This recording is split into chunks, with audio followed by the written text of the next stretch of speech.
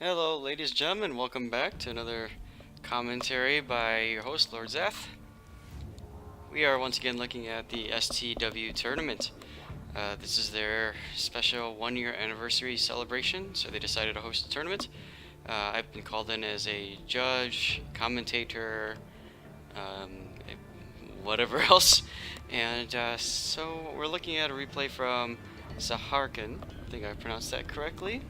He's in the STW clan, and he's playing the Molotov. General quarters. Looking at the breakdown of ships, we are between tier 5, tier 6, and tier 7. So he is middle tier, and we're on shards. And yeah, so in case you're wondering about the competition, or the tournament, any member of STW can play and participate, and anybody else can do so as well, as long as they get invited to play or sponsored for the tournament, I guess you could say, from an STW member.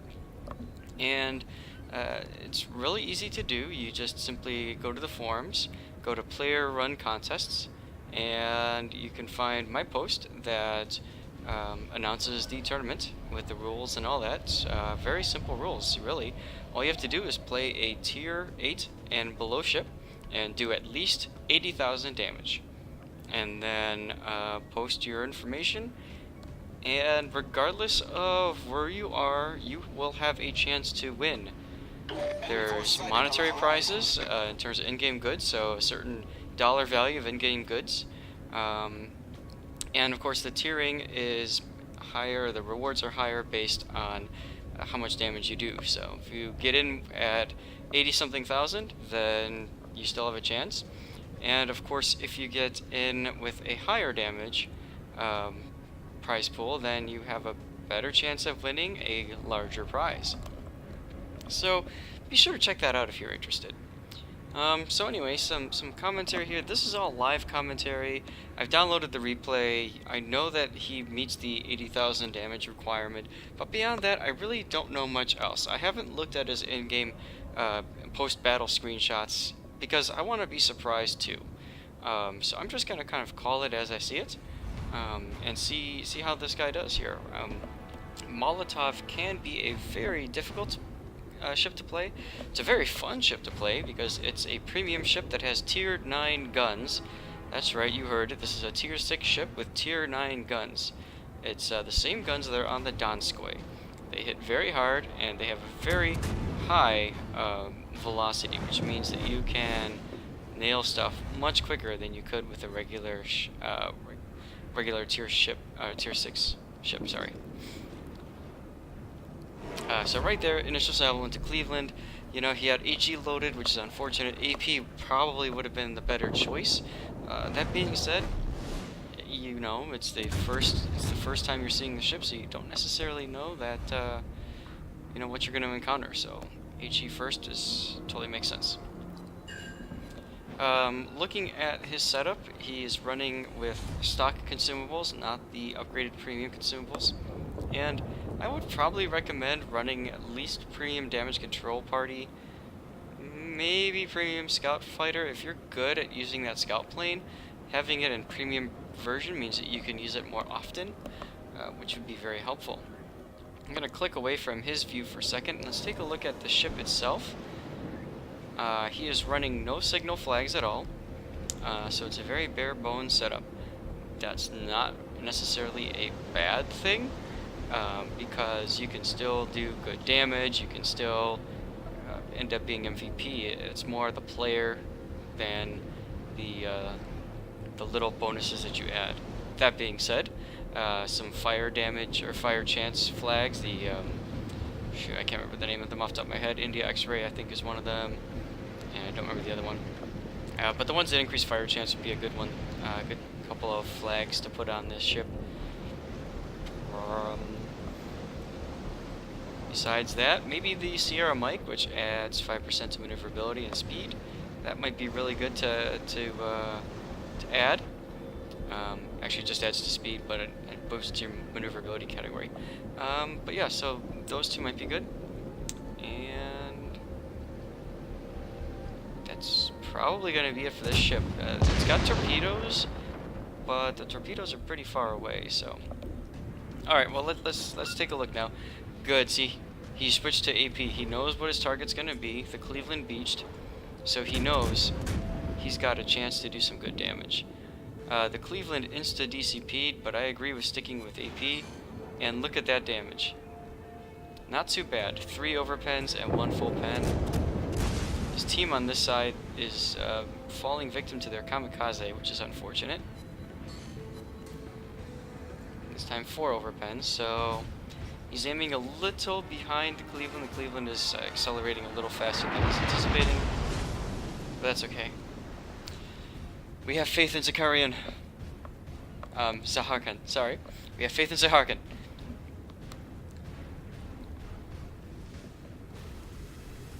Now, most of the battle seems to be taking place on the other side.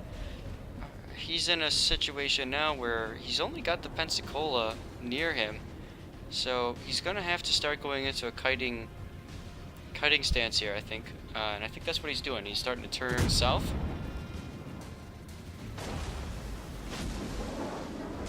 Switch to HG, which is a good idea. Oh, look at that! Citadel in the Congo.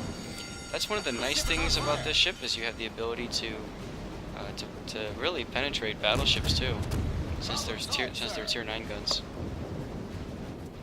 Unfortunate salvo there, but that's okay.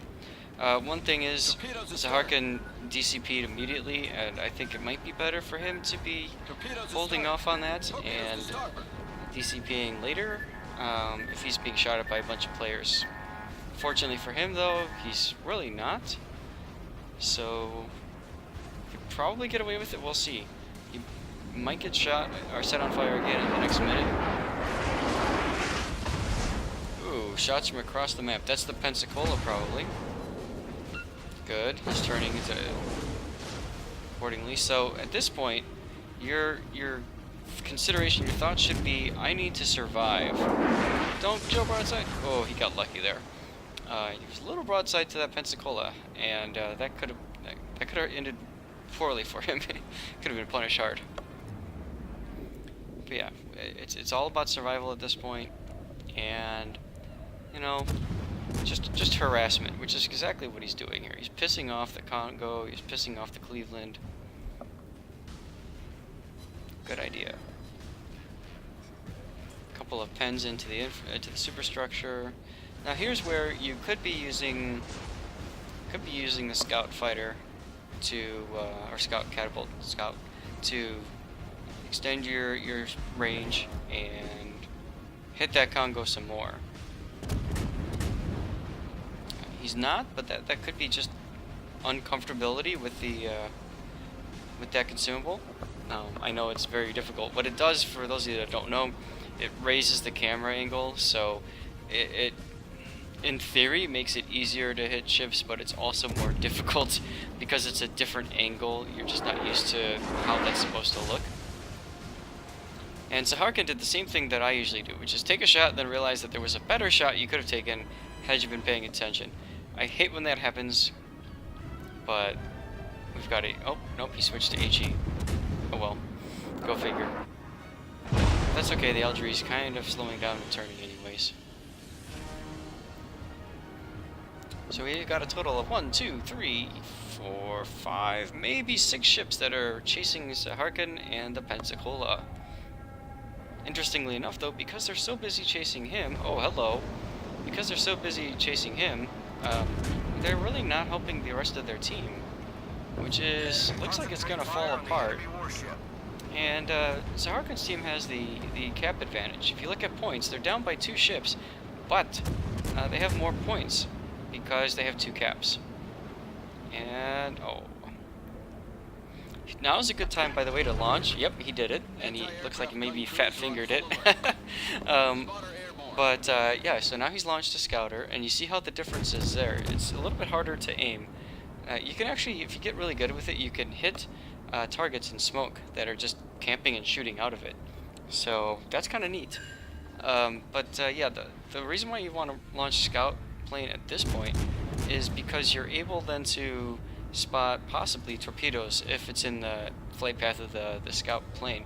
If you notice, the scout plane is circling around, and is on the wrong side. I almost always find that the scout plane's on the wrong side of the ship when I need it. That's just how it works, I guess. Shino got a torpedo kill on the kamikaze in smoke, so he is now safe from the kamikaze R, which is really good. That guy was terrorizing Zaharkan's team for some time. And we see, okay, so I think Zaharkan's changing to the Cleveland, which is a good idea. Let the Algerie burn, take up some damage, get other people on fire. That's exactly what you want to do when you are being chased. You want to get as many of your enemies burning at once and essentially piss them off. Now look at this maneuver here. This is really expert maneuvering by Zaharkan. He's getting behind the island, and by doing so he's preventing the Algerie, the Omaha, and the Cleveland from shooting at him. The only ship that can shoot at him now is the Congo, so he's reduced enemy incoming fire by 75%, which is awesome. That basically means he's going to be able to survive longer, and he's going to be able to focus on that one ship. Alright, now we see him coming back out. He's got AP loaded because I know what he wants to do. He wants to blap a cruiser. So let's see if he can do this. Concentrate fire on the enemy and yes! Double Citadel. Look at that damage, guys. Damaged. That's why you take out AP in a cruiser on anything that's broadside, and especially when you're in the Molotov. Look at that. He's probably dead now. Yup, gone.